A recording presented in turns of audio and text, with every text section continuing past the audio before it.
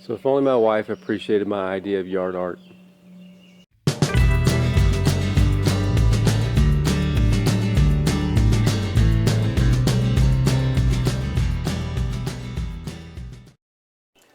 So I finally made the decision to seal off these cowl vents and close this up for a couple reasons, one of which you'll see in the next clip. So this is an example of how pine straw will accumulate on a vehicle down here in the south. It's just everywhere. This is after one night of sitting in my driveway.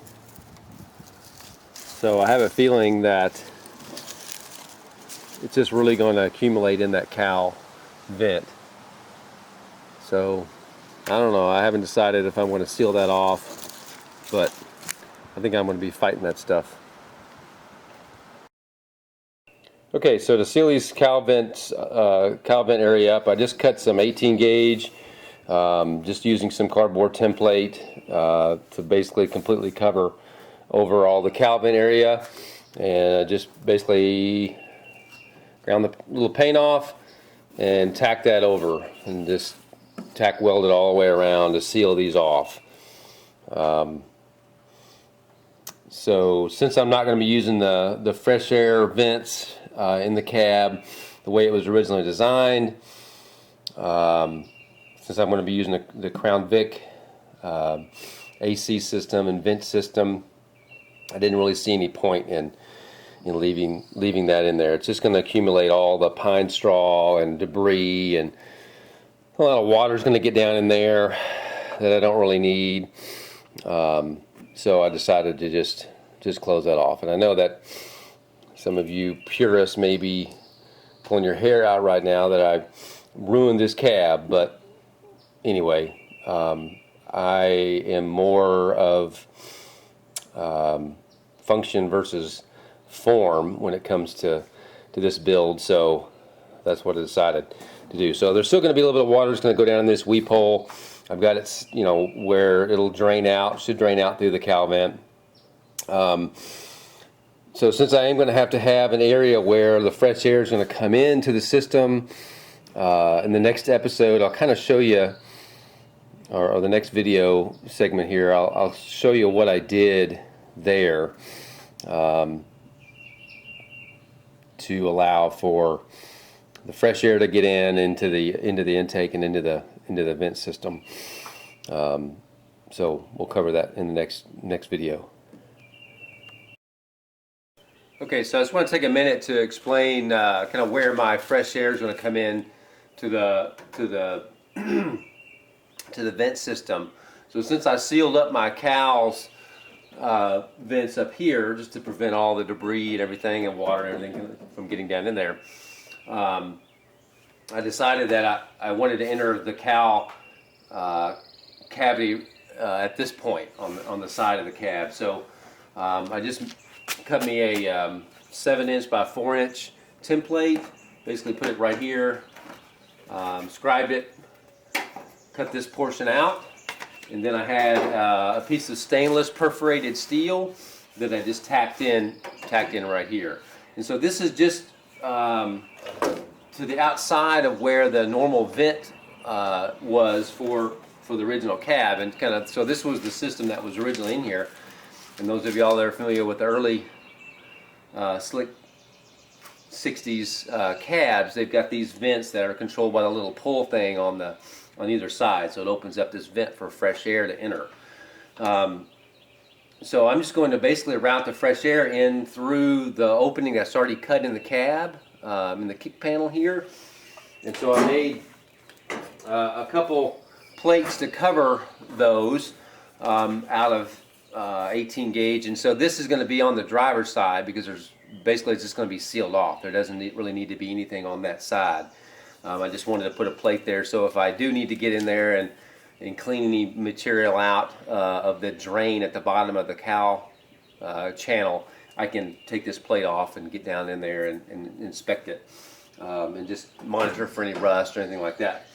On the passenger side, where I'm going to basically be ducting the air into the vent system, I made it a little bit differently because This is the box that is in the Crown Vic so where it comes in. So this is the portion that mates up with the inside of the firewall, and the air would basically come in the top here from the cowl vent screen, just under the back of the hood that y'all are familiar with if you've done these swaps. And so I just basically sealed this top portion off and then cut an opening into the bottom of this box. And I'm using some 4-inch, actually it's dust collection connections and tubing for those woodworkers that are familiar with dust collection. So I just got one of these little flanges, 4-inch flange, plastic flange, and I cut this portion off, scribed in a 4-inch diameter will fit perfectly on the bottom of this thing. Scribed that on the box, cut that out, and then brought this portion from the inside through, and then epoxied it in here. So this is nice and strong and stable here. The flange portion of it that I cut off is going to mate up with this on the passenger side kick panel. So what's going to go through here is just some of this flexible 4-inch dust collection tubing. So with the band clamp, it's going to clamp onto this portion of the box. So it's going to clamp on there, and then it's going to go through this opening in the kick panel, which is going to be almost exactly right on the inside here, where it's going to open up. So that's where my fresh air is going to come in. So once I get all this put together and everything, I still got some metal and welding stuff to do on the firewall in there, so I've left it all out. But once I get all that welded in and I start putting this in there, then I'll get some other images of that once it's all in place, so you can kind of see how I did it. So hopefully that'll work, and that'll be the solution.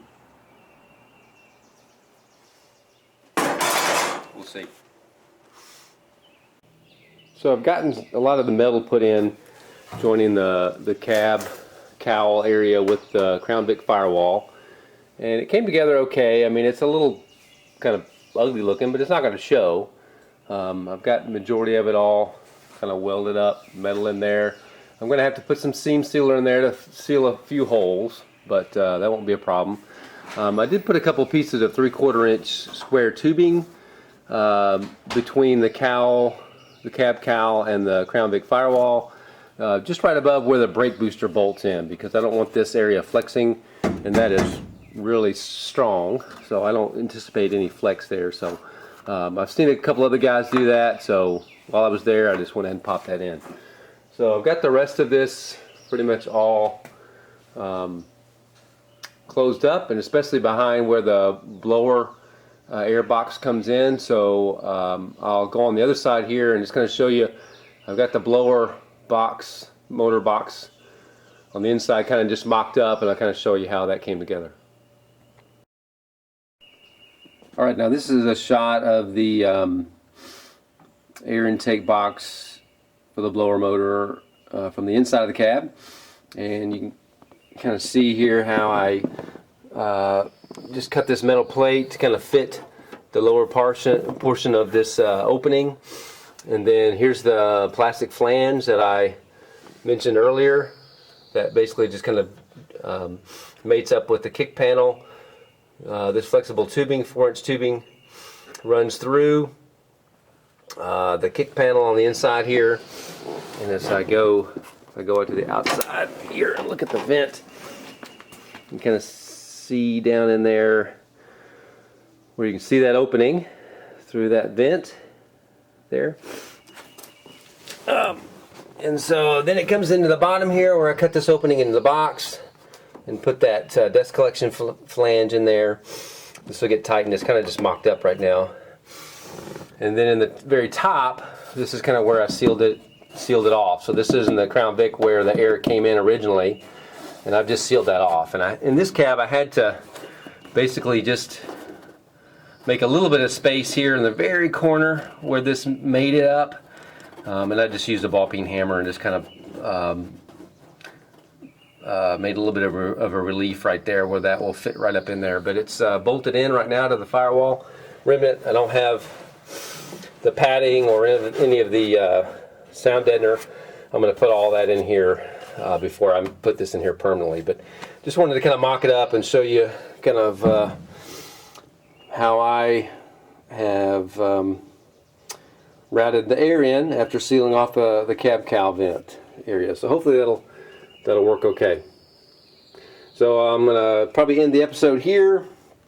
Certainly if you got any questions or comments, I'd love to hear them. And as always, I appreciate you all tuning in and watching, following along, and we'll see you next episode.